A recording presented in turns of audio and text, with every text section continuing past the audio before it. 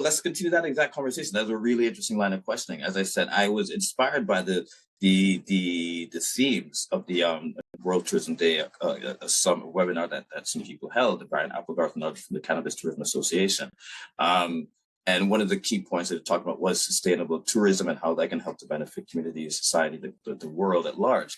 And but what you're saying is that as we try to progress cannabis, the cannabis industry, the legal requirements that are being imposed upon operations is actually deviating from any sustainable development goals. I mean, how that's an interesting concept. Specific, you know what I mean? HVAC.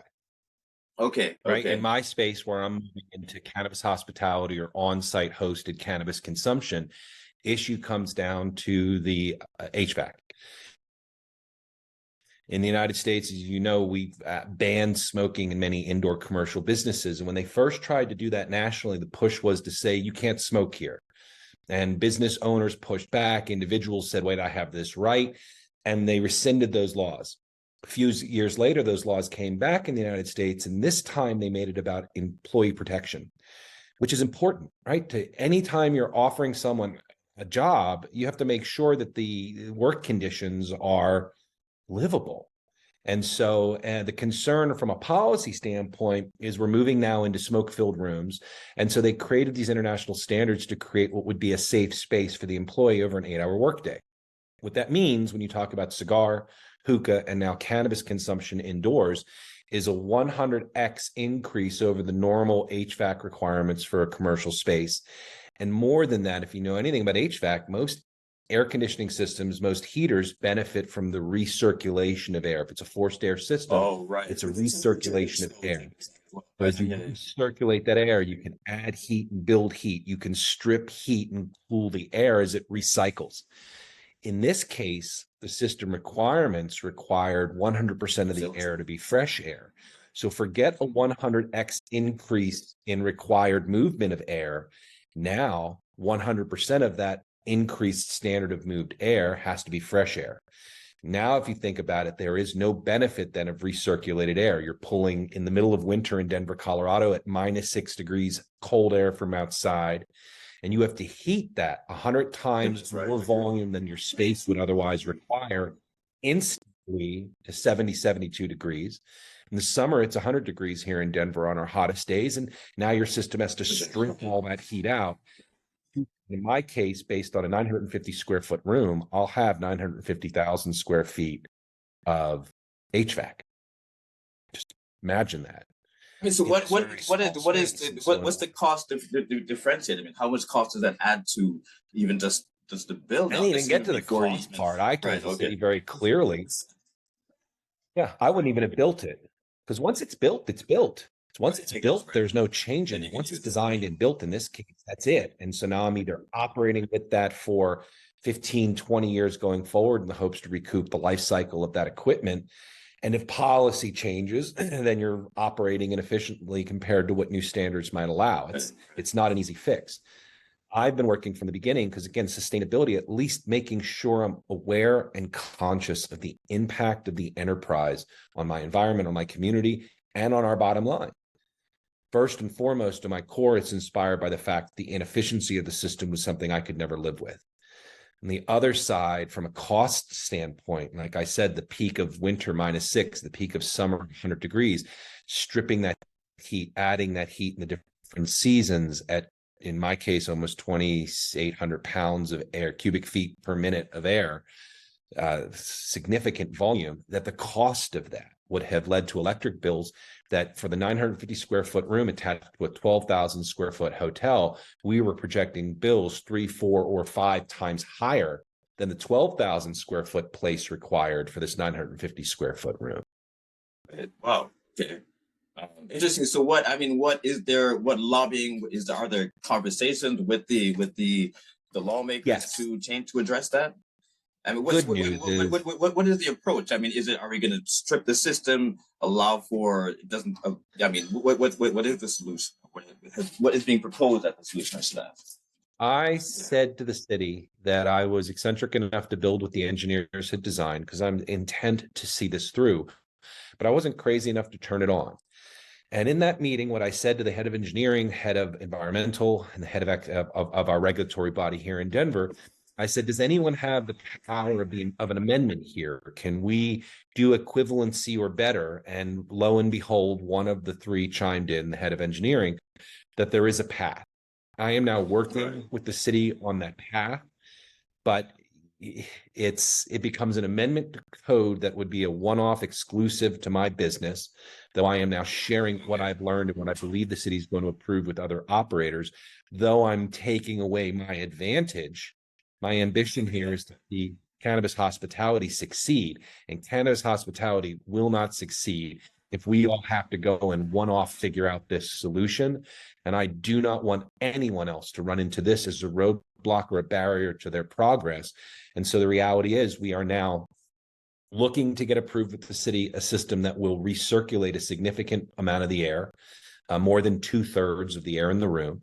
Will scrub that air to an equivalency or better than the standard of clean air established by international standards. The ability to recirculate then will let me build heat, strip heat in the seasons so that I can gain the benefit of compounding the addition of heat, compounding the extraction of heat in the seasons to get to hot and cold. And that, what we're projecting from an efficiency standpoint, will recirculate and recover about 7/8 is the ambition or the goal right now. What it looks like on paper, we'll recover 7/8 of the energy cost associated with the heating and cooling.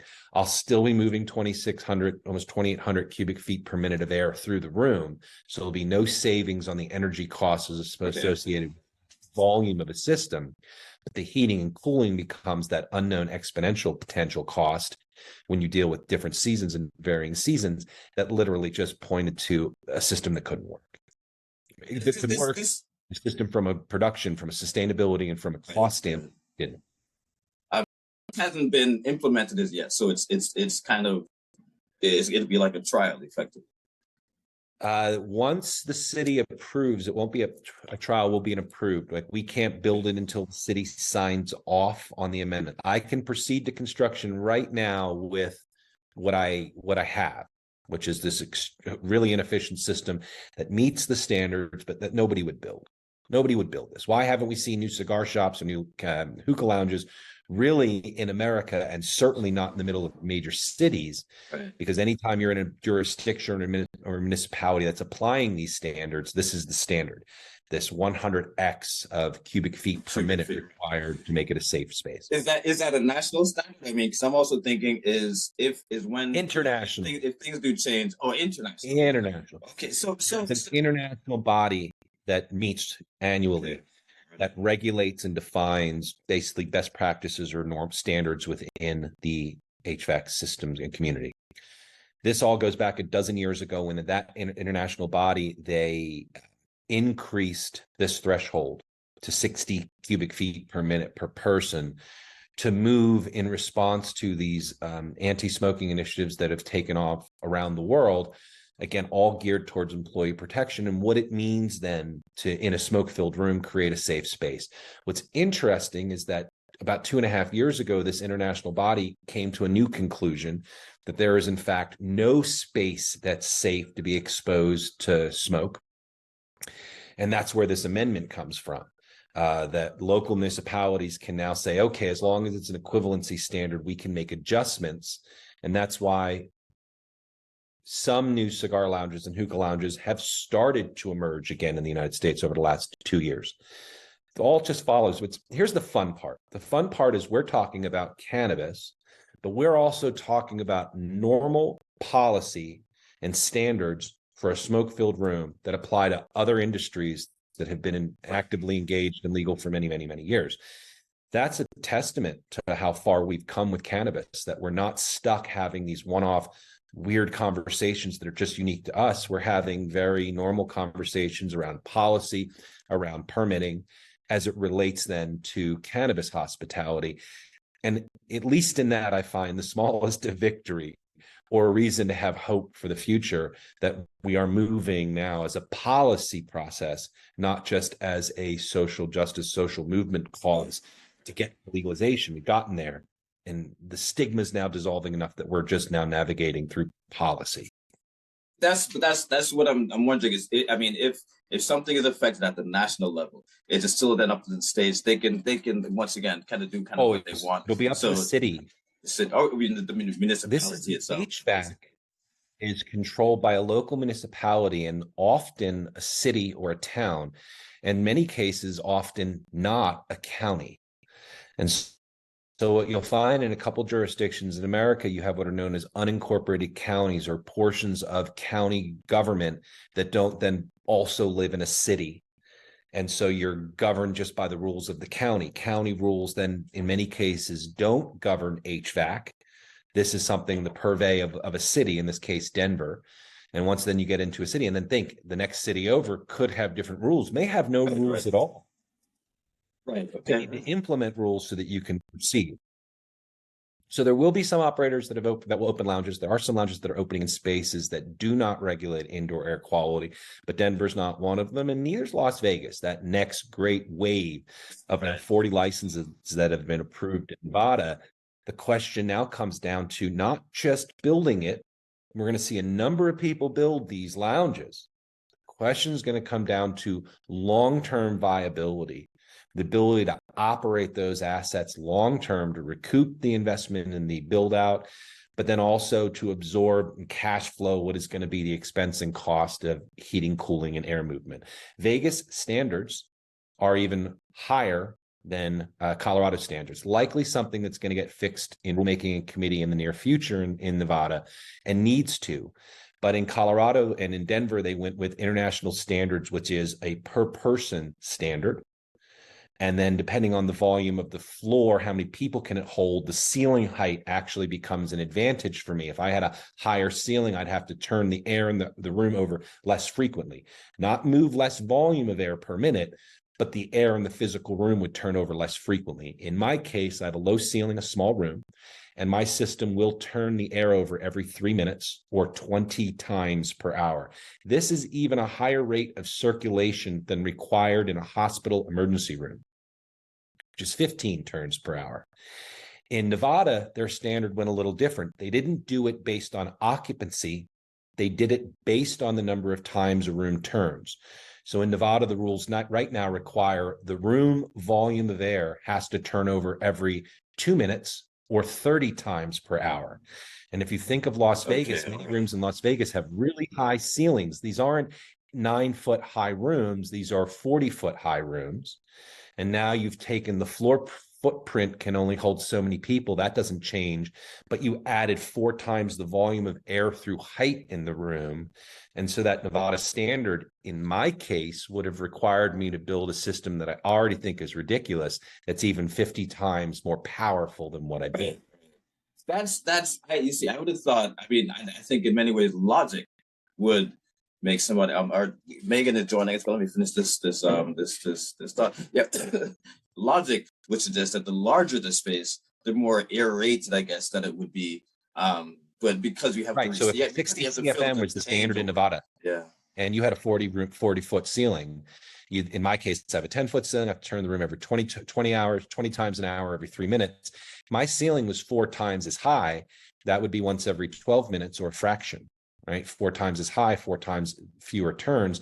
I'd be turning the room 5 times per hour to meet the same 60 cubic feet per minute per person standard. So that's where, again, we talk about then what happens once local municipalities get involved and start making rules and adding their 2 cents. What happens in this case? Likely someone was trying to get them to a 30 CFM standard, which may have been very workable, but they ended up with a 30 turn per hour. And again, 30 turn per hour. The space that works then is the smallest conceivable space you can carve.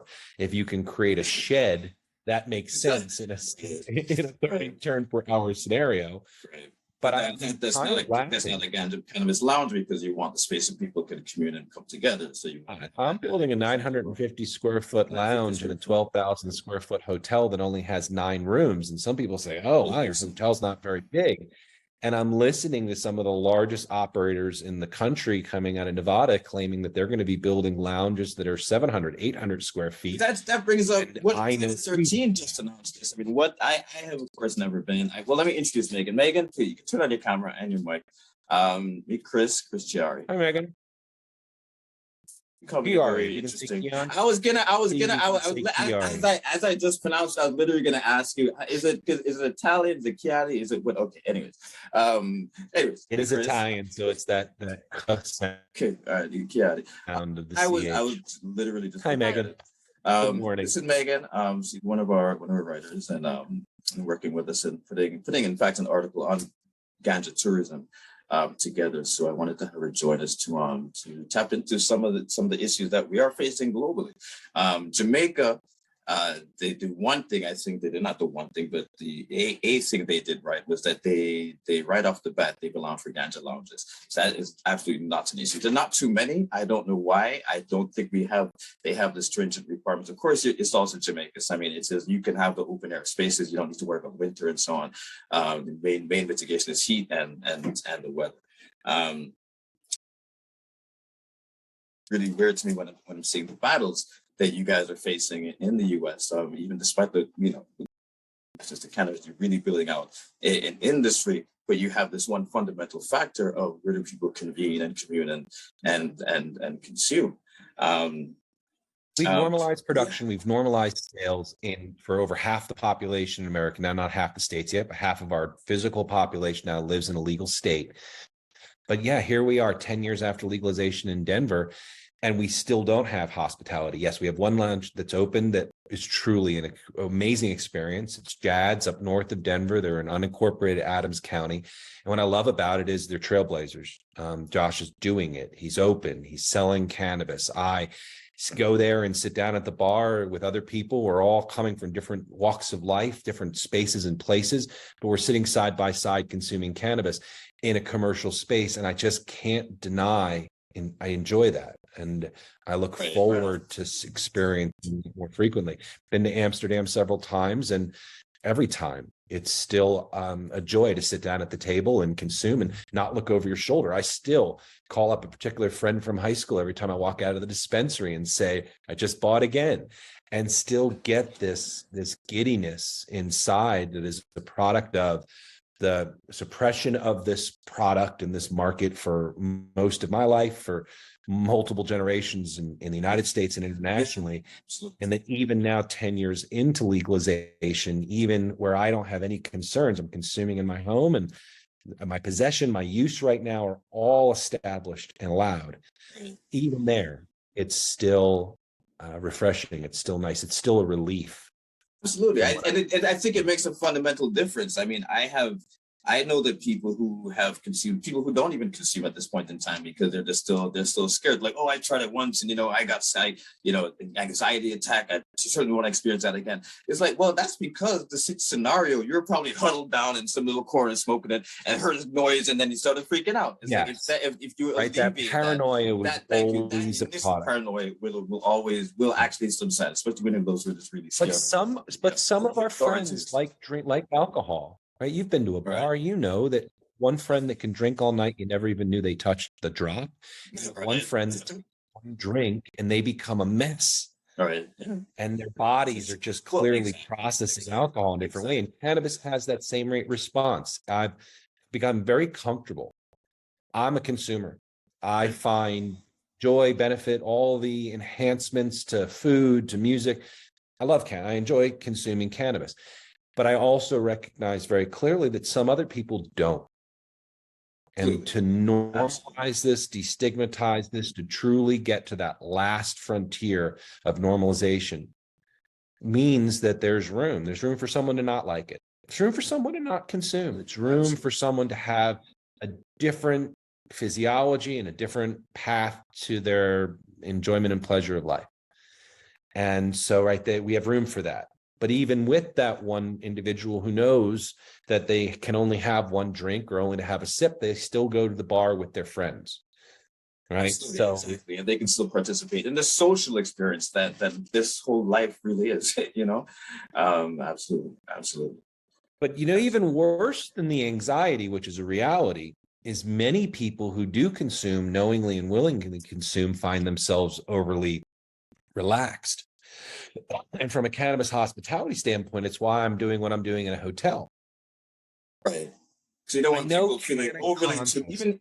That's one thing that I'm actually is I guess is somewhat of a concern, is that if things do really open up and we have this random people jumping in, taking edibles, and really having a really sedative effect on them. I mean, we are gonna get people basically passing out in lounges and in spaces like this, and that could give a negative connotation, but it really comes down to experiences and accessibility. I mean, that comes down to staff and location.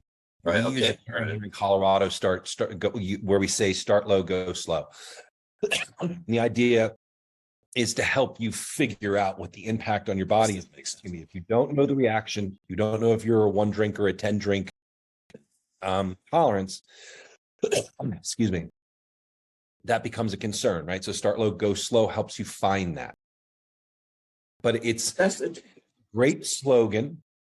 Bud tenders, the name we've given to the individuals who are selling the product, are very informed, know their product, have a responsibility, as far as I'm concerned, to take the time to answer questions, especially for new consumers. But what happens after that into a hospitality environment is, I think we get the opportunity to take it to the next step, where we can now start to talk about effect. Ethan Nadelman, who was with the Drug Policy Alliance for a long time and is doing extraordinary work in the psychedelic space now, used to make this comment about the lowest needed dose to get you to the greatest intended effect. And that path for each individual, and I use that word, will be individual. And that path then needs a guide. And it's something why we'll never see cannabis and alcohol alike, is because they do interact with our bodies in a different way.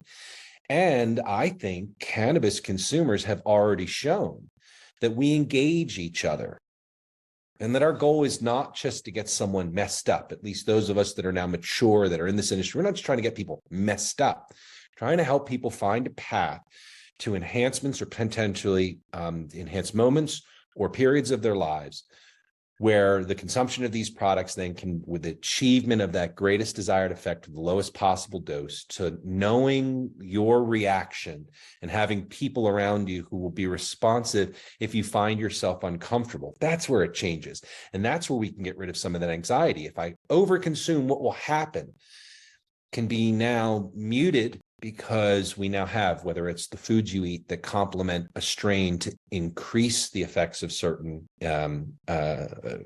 physiological reactions to strains, or to mute that, now can become part of that engagement.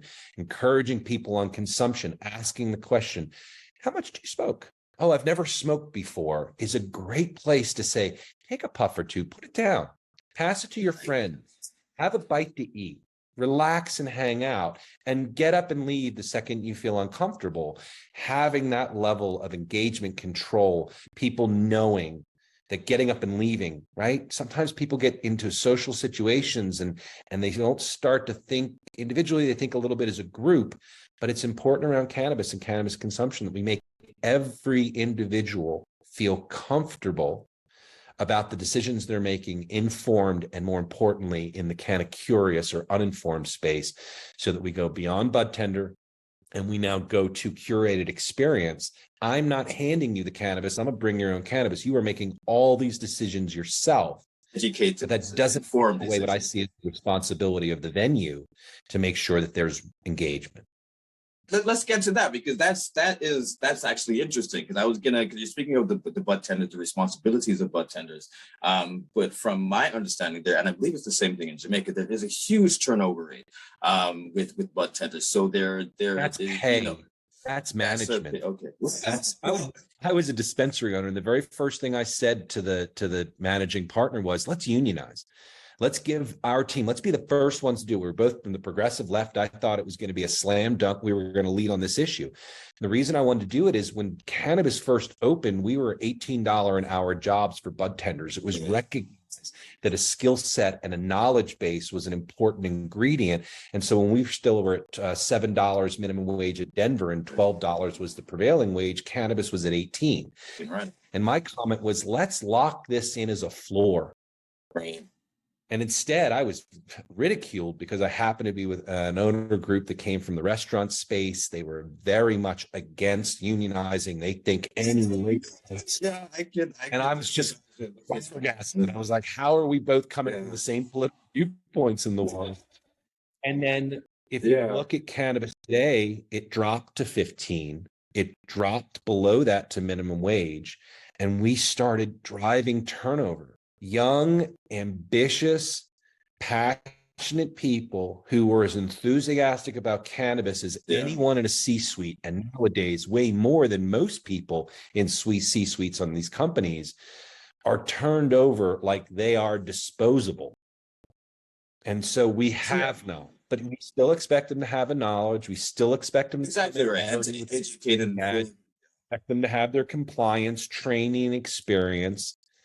And yet we treat them like expensive. The absolute bottom rung.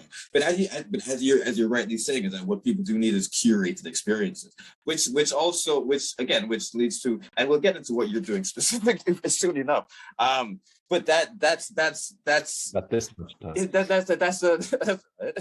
That's an interesting. That's interesting because I'm thinking, because then there is that puts an onus on hospitality providers to provide that space, that education, and that knowledge, and gives us room to differentiate ourselves by the level of which we do that, the depth of knowledge we have, the culture of our business. You come in, you recognize culture the second you walk into a hotel. You know if that team is part of a team or if it's just people at jobs. It's part of the culture. It's the difference between a great experience at a hotel and just staying at a hotel. Right? I mean, so how do you, where the economy drives wages dramatically even lower than what I'm talking about, the businesses that come in and recognize and reward great team members to keep them part of what they're building. We're going through a major inflation wave, right? Everywhere in the world. Right. I just did raises for the staff yesterday. It was time. And it wasn't because anyone asked. You have to stay in front of that, right? And I had the choice. Do I raise wages at the 5% that wages have increased over the last year, which is a documented statistic in America, or do I go on the inflation rate? Right. And so I went off the inflation rate because at the end of the day, the individuals that helped me keep my hotel running is one of the highest rated. We're number 4 out of 16 in our category in Denver. That's up from, I think, 12 of 16 when I bought the business. We wouldn't do that. We wouldn't be there. And I would not have the business I have without the team members that help me every single day. All right. So let's get into what you're doing as well. Let's say if you franchise out, how are you going to carry that culture to the next phase? Because I will say, as you were just saying, in like the bar industry, I mean, they'll any C-suite person will laugh at trying to raise a bartender's salary. They're like, what the hell? They get tips, they get this, they get that. That's how they get paid. I mean, I've worked in bars and clubs. I mean, my salary was way under minimum wage, and I had to be nice as hell to everybody because I was almost solely tips. And these are your corporate entities, and this is how they function. How are you going to change that corporate culture into, I mean, it makes a lot of sense with cannabis, but then there's the C-suite in cannabis that don't seem to get the cannabis culture. Right. And now you've been speaking about having these curated, that this should be a standard, a level of curated experience. It's going to be the difference of who truly survives or not. It's going to be at the end of that, I guess. You know, but you'll get pressure from your shareholders and your board members saying, no, you can't be paying them $15. In 5 years it'll be 20. I mean, they'll be like, hell no, bring that down to 11. That's the federal standard. That's all we need. How are you gonna?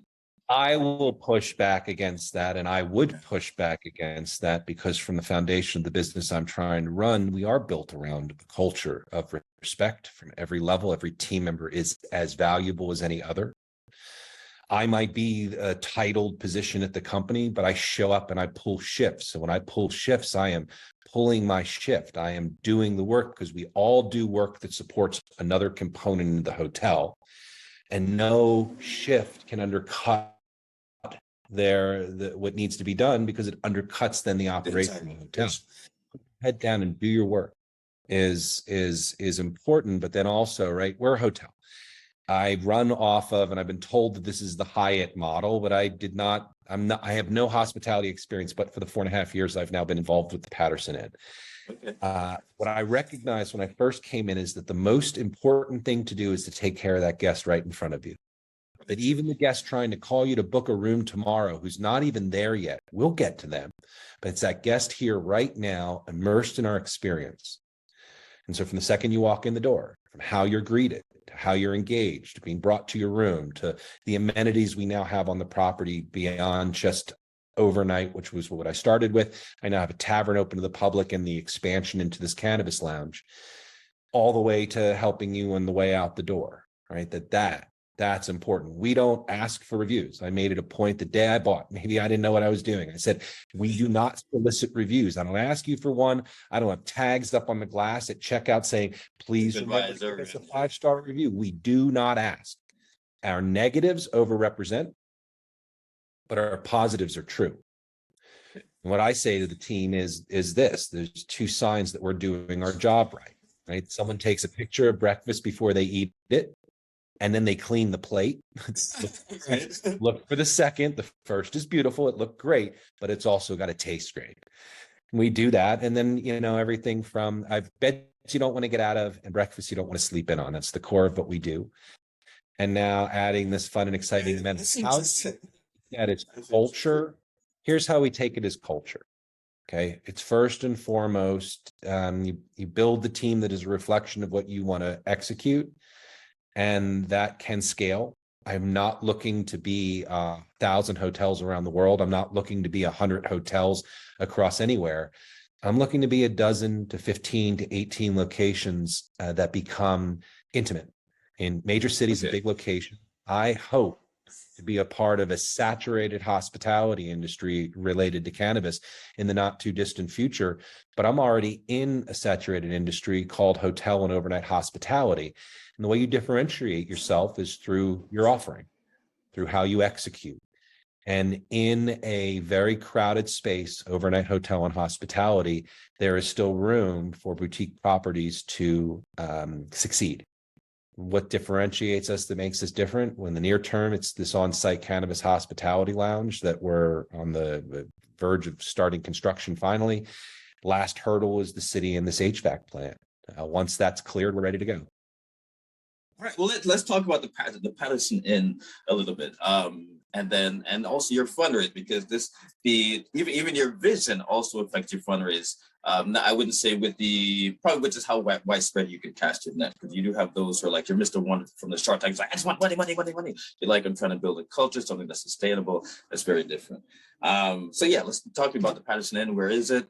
You're at 420 something. You kind of Patterson Inn is a 130-year-old property in Denver, Colorado. It's a boutique hotel now for the last 10 years, opened up in November of 2012. So celebrating our 10-year anniversary. It's at 420 East 11th Avenue. Okay. Fortuitous address, multi-generational awareness of this number, and what we're now using it as part of our branding. I originally looked at the property 12 years ago, and it was abandoned, old abandoned house. And I remember the first time I saw it, this has curb appeal. If you went to pattersoninn.com, you'll see a red brick French chateau sitting on a hill, right in the heart of Denver's Capitol Hill neighborhood, blocks from the Capitol. I can actually see the golden dome of our state capitol from several of the windows of the property. It had a fortuitous address over the door, even as an abandoned house. The address was 420 at 420.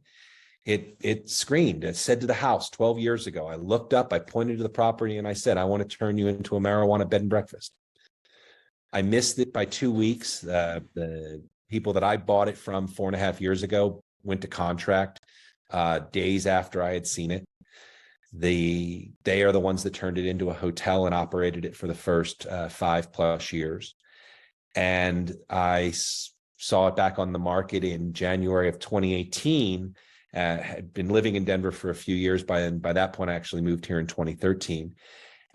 Looked at saw that it was for sale, and knew I have always had the same intention. I just updated the website for the 420 hotels. So the 420hotels.com. THC420 hotels with an S.com. And you'll see pictures of the property, but also you can edit out. I will. Well, maybe it might work. I will see. Damn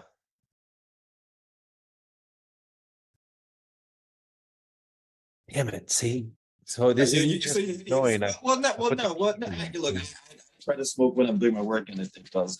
It creates time. It's all Oh, I lose my train of thought not smoking. I'm turning 40. It's true. At least when I am consuming it, well, that's why, it's not because Cognitive decline has already begun. Thank you. I'm trying to say that that's not enough. I just had a birthday as well, so that's what I want to think about is aging. But that's interesting. So what? So there was that 6-year period. Am I right with the math? Where you saw it, you identified you wanted it. Someone else took it, and then it came back on the market. But you always had the idea of having a cannabis space, consumption space, well, cannabis hotel, cannabis B&B. Okay. You edit that out. Here's the thought. If anyone wants to know what I've been up to, on the website I just posted, the 420hotels.com, I have a section with news articles. And the most recent is up the top. But if you go all the way to the bottom to the 9th article I posted, it was written 2 weeks after I purchased the property in the summer of 2018. Right. And the headline is Buyer Nabs Capitol Hill Mansion with Marijuana in Mind. Okay. All right. That's the day, that's the week, that's 2 weeks after I bought the property. So no one should have ever wondered what the intention was when I bought it. It has always been the intention. I actually wrote. It took so long. I'm surprised that it was still available to you. I mean, did you not try to move on to other properties, or just like that was too much part of the vision? I live in Denver. I actually maybe went a different route by investing in a dispensary and being involved in the retail sales side for a minute, and heavily involved in the policy side. So, certainly immersed my life in the space now for 12 years. Been very forward as a consumer, well engaged in all the other things I do professionally and personally. So that was always there. But no, this property, it tells a story. Okay. The address over the door, the curb appeal of the property. When I saw this so many years ago, I knew that the house already had a story, and a pretty long story. And at best, if I ever got the chance, I'd be adding another chapter. Well, this is that other chapter. That this storied house that has played a part in Colorado's history is now one more time adding a piece to that history. We have distance restrictions, and this is becoming true in every jurisdiction that's bringing either retail, cultivation, or hospitality. And what it specifically says is that you have to be a fixed amount of distance from schools, daycares, drug treatment facilities. Right? This is Denver's restriction. When I bought the property, Denver had we hadn't even put hospitality in place, but as we moved towards it, they created this map. And virtually the entire area of Capitol Hill where I'm located was red. Green was go, red was stop. Can't go in a red. The city went on to require individual property owners like myself to come with our own surveys to confirm our suitability. But I was told several years ago, and just didn't know it because I hadn't done the survey yet, that I was a green dot in a sea of red. So somehow, fortuitous, let's talk about fortuitous, this property, its history, the number over the door, and it just so happens to fit the distance restrictions. It is 1,000 feet from any other or more of any other conflicting obstacle. And so why this property? Why not another? There is no other like it. And when I looked at this hotel, when I looked at this abandoned house all those years ago, yes, I said I wanted to turn it into a marijuana bed and breakfast, but I also recognized the potential for this location to establish the foundation of a story that could transcend one location and move to others. The intention is to build a chain of small, intimate boutique hotels where we convert underutilized event space into cannabis hospitality, not to create a club or destination in a neighborhood, but to create an enhanced amenity, a new added refined experience that differentiates our overnight hotel accommodation from another option. Right. How does even if the we saw federal legalization tomorrow. Good. Sorry. I was gonna say how what about the neighborhood? How supportive or how many I guess supporting amenities do you have within the neighborhood? Are there well, two questions. In fact, will you have a dispensary on site? And do you have say dispensary No. within the neighborhood? What's the neighborhood like? I went with a bring your own. So Colorado allowed us two models: either retail sales, similar to a bar, like a pint of beer, or a bring your own cannabis model. I went with bring your own cannabis. The reason was if the goal is hospitality, and I want to say you can smoke that here. If you've ever been in a bar, you know you can't bring an outside alcohol into a bar. And even in the few places in the world where they might allow it, bar owners very rarely let you bring in outside alcohol into their bar. You're undercutting their cash register. And so what the rules say, in fact, in Colorado, both for alcohol and for cannabis, is if I am a retail sales point, I have to, by law, bar your use of any outside product. So my goal is to create a hospitable place that says you can smoke that here. But, oh, did I just see you pull a joint out of your pocket? Where'd you get that? Where'd you get that? You can't smoke. Wait, that's by law. I mean, shouldn't that be an individual business's policy? It's like no, jurisdictions in other states. You could but bring no, you could bring your bring your bottle of rum into my space and let's just all get drunk and party. That is true in some places in the world, in some states in America, but that is not true in the state of Colorado. And law. Yeah, so I actually just got my compliance law. I would think that was a policy. This is the way things operate, it's the way people function. But if it's legal, it's law. No outside alcohol. So under the rules around cannabis hospitality, if I am a retail sales point, I have to stop and, in a sense, police your use of outside product. So how possible is that? I mean, because you're going to roll it up into a joint. 40-person capacity room. It'll be staffed, but it depends how hard is the state going to scrutinize businesses on that. But I'm a big proponent of live by the rules and don't look over your shoulder. Because you can do a lot of creative stuff in the world if you're not trying to figure out how you're always trying to game everything. Again, when I said I was in the dispensary business, that was my former business partners. Maybe that was the right way. That's how they operated, right? Do what you want to do and then deal with and clean it up when you need to, especially if you have the political relationships to pull that off. And I just don't have those relationships. And I'm trying to keep a mortgage. I'm trying to cash flow a business. I've got a team of 7 employees, which is small, but still 7 people's lives and livelihood that this business then is responsible. To just sit there and play fly by night is just not. I'm moving into the security space as far as bringing on equity, stockholders, shareholder, investors. It's not, I can't move into that level of maturity for the business if I'm still operating with the level of immaturity to think in the system, because that's how you get ahead. Cash flow is a wonderful thing. And many people who run just in the cash flow business space make a lot of decisions and have a lot of latitude to make individual and unique decisions that are right for them. In this case, I've added this complexity, which was always the goal, because complexity means legitimacy, right? As I've moved through different stages now, my first crowdfund campaign was on Republic. I went through an independent outside valuation. I went through outside legal review, so that when I say that the 420 Hotels Inc. owns Patterson Inn and operating in Colorado, owns Castle of Quality, the property owner in Colorado that owns 12 Spirits Tavern, with the tavern now open to the public in Colorado, and owns 40% of this pending lounge, the 420 Denver, outside legal has confirmed that paper trail is sound and this contract exists, and the 420 Hotels owns these assets. So that legitimacy. All right, I want to get to your fundraise for a bit, but then if you're not selling cannabis, so you're effectively building a space for consumption. You're not selling cannabis. What is the business model then? Is it just because you're hotel guest? I'm over in hospitality. So food and beverage. That you'll can you serve food in the lounge? Bring your own cannabis to my space, but you can't bring any outside food or beverage. Can you serve food? Can you serve food and alcohol in the lounge? You can. I cannot serve alcohol in the cannabis lounge.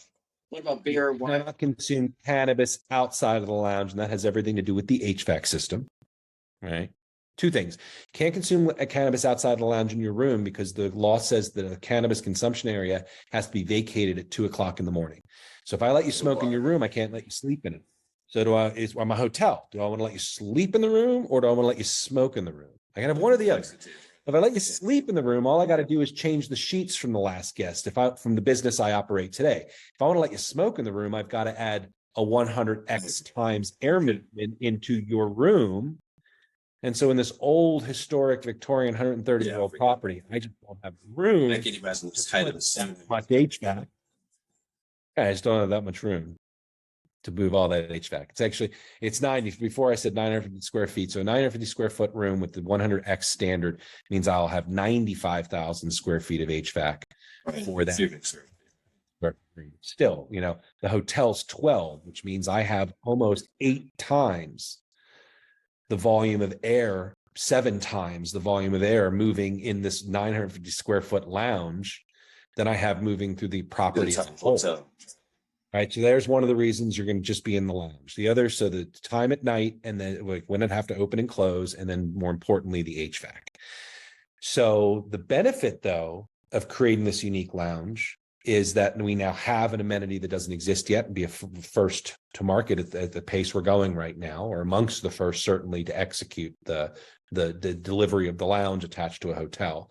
But because of that, I now have my hotel restaurant still active in the hotel that serves breakfast and now becomes a resource to serve food and beverage in the lounge. And we have a tavern that's recently opened to the public. So if you go to pattersoninn.com, you'll see this 12,000 square foot property. And then the larger structure on the left is the hotel with the tavern in the basement. On the smaller structure on the right is where the cannabis lounge is going.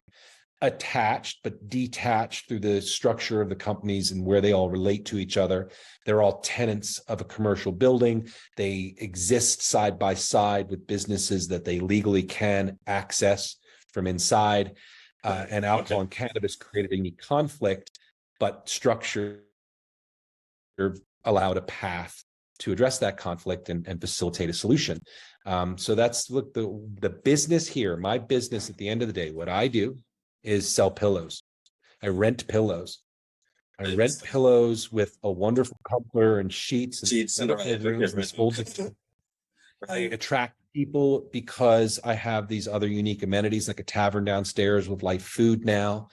The location is one of the biggest assets, location. And then for the lounge, it's the address, 420. 320, right. It's the necessity that we're so deep into legalization, but yet the market still hasn't executed on these solutions, that it took policy 8 years at the state level and 9 years at the city level to catch up with the realities of legalization. We legalized production and distribution, and we've still stigmatized and created burdens and barriers to possession and consumption. And here I am dealing with it. I'm a year since my application was first dropped with the city, and I'm not under construction yet. It's been a year, and there are now 4 other applicants in Denver, one that's already withdrawn, and they haven't opened. Well, see, that this is what that's happening as well, and it was happening in Jamaica. It's slightly changing because of the whole application process. Licensing process takes so long. People are sitting on property that they built or building out, and they're just waiting. It's like, look, I don't have that kind of money to just keep fishing out for an entity that's not functioning. That's a really, really interesting structure that so tell me, well, again, this is, and as you just said, there's only been 3 applications. Is your business model is interesting. That must take a lot of explanation. You did the crowdfunding on Republic. How did that do? And what about direct investors? How has that gone? How is people response? What kind of questions do you get with regards to how to implement this smoking lounge, or even why bother to do that, to let them smoke wherever? How's that response? I keep looking at my clock because you're going to hate me. I do have a 10 o'clock I've got to jump on for 20 minutes. This always happens. I'm happy to come back. I'm pretty flexible right after that for the next couple hours if you want to come back. But here's the answer to this question. We did do the last campaign on Republic, which was great. We had, I think, 284 investors come on board, which was critical to get us to where we are right now as far as having stamped and ready to build plans, be this deep into the designs associated with the HVAC system. I have now the contract with the final build out company. I have a general contractor that's pricing out for final build out right now. And once I have those hard costs, there'll be the next piece that I'll use to go out and make those types of asks, because we do need to raise more money at the 420 hotels to get to the next step. Individual investors, cannabis investors so far, lucky for me, I came to market right as everything's drying up. On the other side, so much of the money coming into cannabis has wrapped its head around understanding at least the risk associated with dispensaries and cultivation facilities. And here I am coming to the table with cannabis hospitality, but also with something that's very traditional, real estate. At the end of the day, the hotel, this is real estate. At the end of the day, this is a real estate venture where the cash flow operations of the overnight accommodations of the hotel and now the tavern are building wealth in the property through amortization of the loan, through repair and upkeep of the building, and through its operations. And then it becomes, how do I activate the space to make it something more unique and to differentiate from my competitors? And here it is now. So it's been hard to bridge that gap. The questions are cannabis people when cannabis returns, but so funny, they're looking for very large cannabis returns, higher than what even the market would dictate. But yet so many of these ventures are speculative, because at what point have we already saturated from a cultivation standpoint enough acreage, indoor and outdoor, to satisfy a national market? There was a pretty satisfied national market for the last 80 years, long before we legalized. How many more indoor greenhouses do we have to build to satisfy the market that was already satisfied? Quality, consistency, products you can test, that's the change. Reducing mold or removing mold because you're now working in a more curated or indoor environment, that becomes the change. But we might be at a point of saturation. So it's been interesting engaging with cannabis investors, because they're still looking, and they've learned and now understand what they want to at least implement on the continued build on the cannabis side. So I'm coming in with something new. Gone into those rooms because I didn't want to go. I've been in traditional hotel rooms, and that's a hard room, because they, by and large, are still not yet ready for cannabis. And that was true right before COVID, right after. I am dedicating the early part of next year, 2023, to start engaging in traditional hotel conference now, because explaining Cannabis 101 is something that some of us have signed up for. And I do recognize then the value in being a good advocate on behalf of normalization, destigmatization, bring what is now this 30 years as a consumer, but 12 years of being, directly engaged in policy, both locally, state, and when possible at the federal level, being engaged as far as a badged owner in an industry that's regulated, and have that badge now in my 7th year, to own a property that has secured licensing, right? It's a build out now and design, but the pieces that are the licensing is resolved. I have the license. It's now building it. This is the last piece. The next campaign that we're launching is on Start Engine. I'm excited about that because it's a good forum, not just to raise money, but to legitimize the business. Start Engine's at the top of the class when it comes to equity crowdfund. And so being on their platform. Well, I guess because it's there's so much more we could discuss. I will let you get to your meeting. I would like to follow up. Can we jump back on in a half an hour? Yeah, let's do that. Let's do that because I do want to touch on some other points, because this is great information, and you're a pioneer. I'm going to click this same link. I will see you in 30 minutes. I will see you at 10:30. Right. Sorry. Thank you. Thank you.